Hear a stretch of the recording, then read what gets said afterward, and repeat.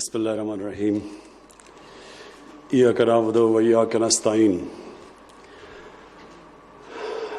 جناب امین اسلم، آپ کو، زرتاج گل آپ کو، اور ساری جو ہماری کلائمیٹ چینج کی منسٹری ہے، میں آج آپ سب کو خراج تحسین پیش کرنا چاہتا ہوں کہ آپ نے پہلے تو یہ سوچا اس کمپٹیشن کا، یہ شہروں کے اندر کمپٹیشن، اور پھر جب شہروں کے اندر کمپٹیشن تو اس کا مطلب جو شہروں کے ایڈمنسٹریٹرز تھے، ڈپٹی کمشنرز، ان کے اندر کمپٹیشن، اور پھر آپ نے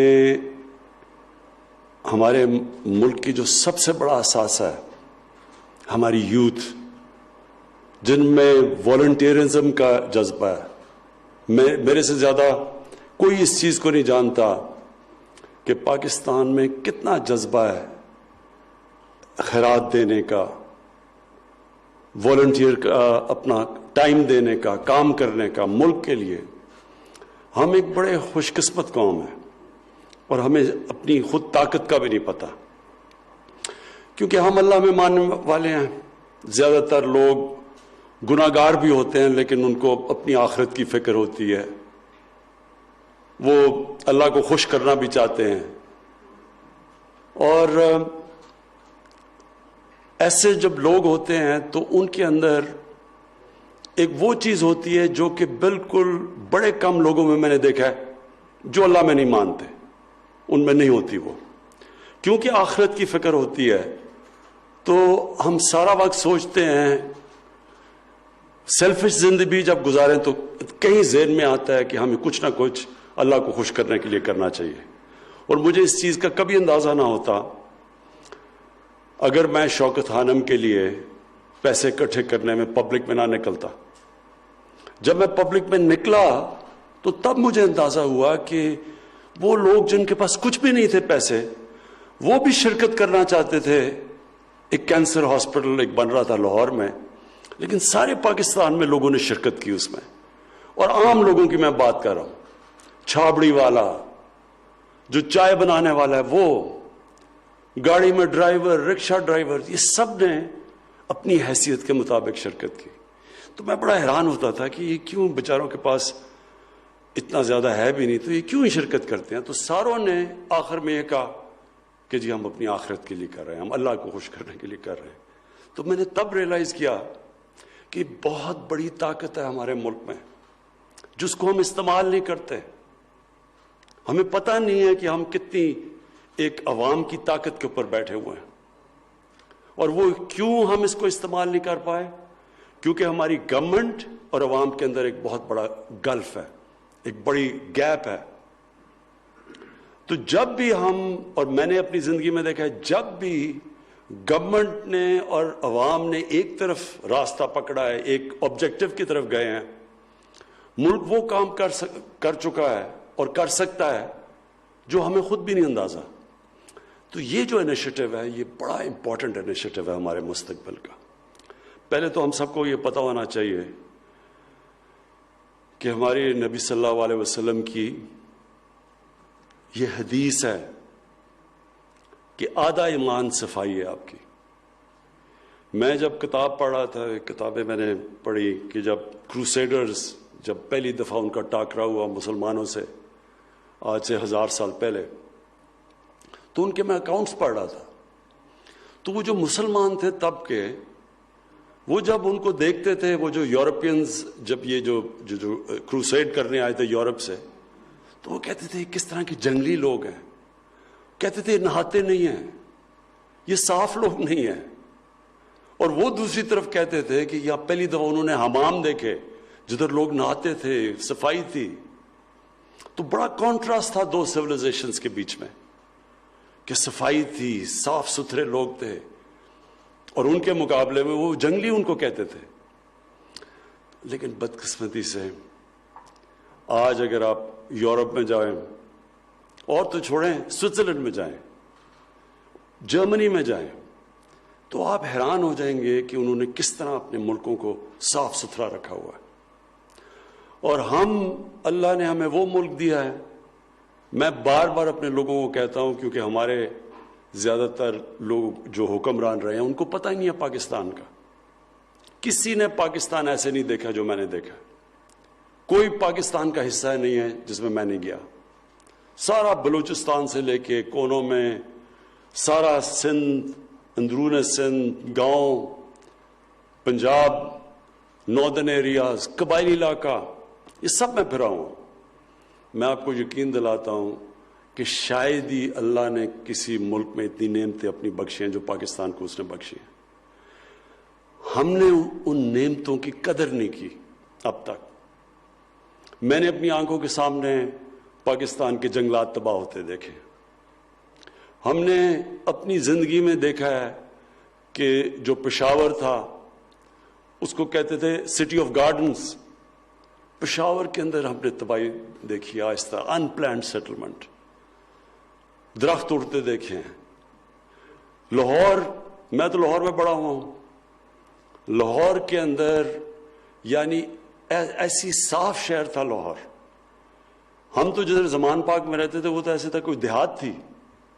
ہم تو وہاں بڑے کھیتوں میں آرام سے، بلکہ جب مال روڈ سے H S N college cross کرتے تھے ٹیمپریچر ڈراپ ہو جاتا تھا کیونکہ وہاں ساری ہریالا تھا. پانی نلکے کا پانی میٹھا تھا، اور پشاور کا پانی تو لوگ منرل واٹر سمجھ کے سارے پاکستان میں پیتے تھے، ایسا صاف پانی تھا. تو یہ جو تباہی آئی ہے یہ ہم نے اللہ کی نعمتوں کی قدر نہ کر کے ہم آج یہاں پہنچے. لیکن اللہ نے انسانوں کو اتنی قوت دی ہے، جو انسان کی جو ول ہے، جب ایک انسان فیصلہ کر لیتا ہے تو انسان کچھ بھی کر سکتا ہے. لیکن سب سے پہلے وہ ارادہ کرتا ہے، وہ مینٹلی سوچتا ہے کہ میں نے ایک تبدیلی لے کے آنی ہے اپنی زندگی میں. اور اس میں قرآن کی آیت ہے کہ اللہ کبھی کسی قوم کی حالت نہیں بدلتا جب تک وہ قوم خود اپنی حالت بدلنے کی کوشش نہ کرے. تو یہ جو کلین گرین کا ہم نے فیصلہ کیا ہے، جو ہم نے اپنے سامنے اپنے شہروں کو تباہ دیکھا ہے، کچرا، گندگی. کراچی کیسا ہوتا تھا؟ کراچی آپ جاؤ، گندگی کے ڈھیر لگے ہوئے ہیں. سمندر میں سارا ہم سیوریج پھینک رہے ہیں کراچی کا. وہاں مچھلیاں، وہاں بیچارے جو مچھیرے تھے وہ اندر جانا پڑتا ہے ان کو مچھلی پکڑنے کے لیے، کیونکہ وہاں مچھلیاں ختم ہو گئی ہیں جدھر جدھر وہ سارا گند جاتا ہے. اور جو آب و ہوا ہے، میں تو لاہور کی بات کر سکتا ہوں. لاہور کے اندر جس طرح کی اس وقت پولوشن آتی ہے، یہ اس مہینے میں اکتوبر میں اور نومبر میں، کیونکہ لاہور میں پچھلے 20 سال کے اندر 70% درخت کٹ گئے ہیں لاہور میں. صرف آپ گوگل کر لیں کہ 20 سال پہلے لاہور کیا تھا اور اب دیکھیں تو 70% وہاں کا گرین کور ختم کر دیا ہے. اس کا مطلب کہ جو درختوں نے جو آکسیجن دے کے پولوشن کم کرنی تھی وہ پولوشن پھیل گئی ہے. اور پولوشن کا یہ حال ہے کہ لاہور کے اندر جو لیولز ہیں پولوشن کے، اب وہ دنیا میں جو خطرہ کہتے ہیں نا کہ جدھر انسان کی صحت کو خطرہ ہوتا ہے، اس سے کئی زیادہ لیول اوپر چلے جاتے ہیں یہ مہینہ اکتوبر، نومبر اور دسمبر. اور مجھے خوف کیا ہے کہ ہم نے اور اللہ کے کرم سے اچھی پالیسیز بھی بنائی، قوم نے بھی مل کے کیا.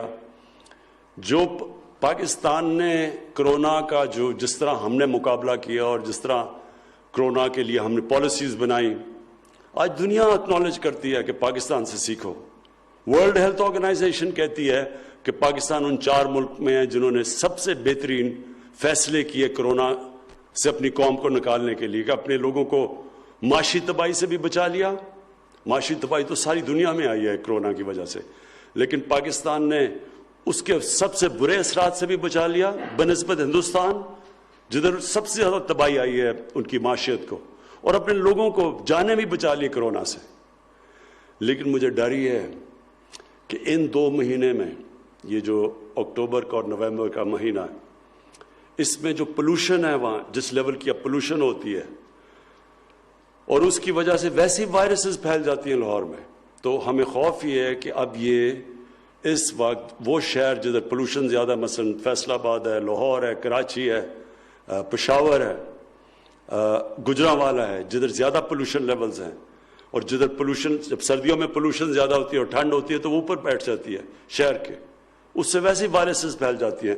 تو ہمیں یہ خوف ہے کہ یہ کرونا پھر سے نہ سیکنڈ سپائک نہ آ جائے. تھوڑے کیسز بڑھ رہے ہیں لیکن ہمیں خوف ہے کہ زیادہ تیزی سے نہ بڑھے، جس کو مانیٹر کر رہے ہیں ہم.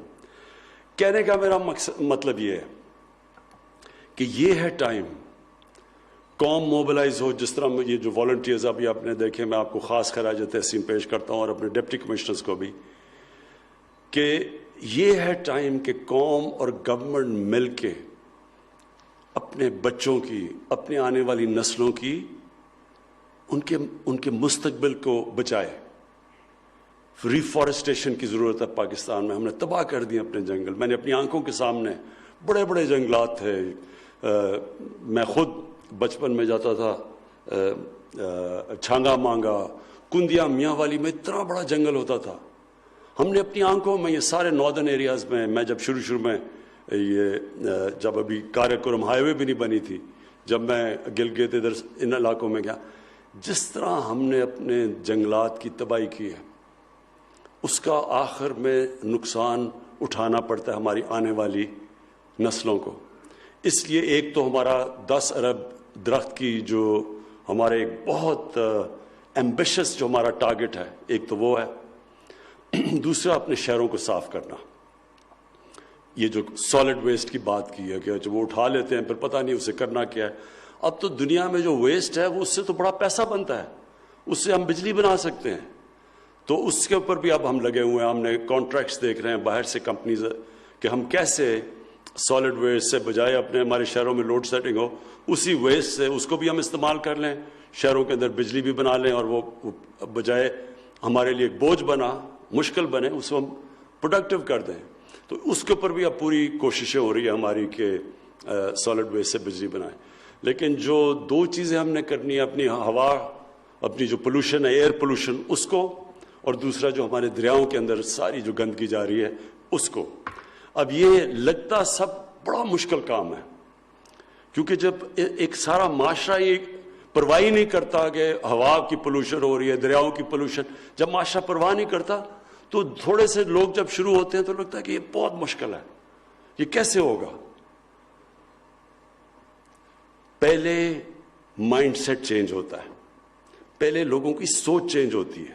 یہ ہمیشہ یاد رکھیں، تبدیلی پہلے ذہنوں میں آتی ہے، پھر زمین پہ آتی ہے.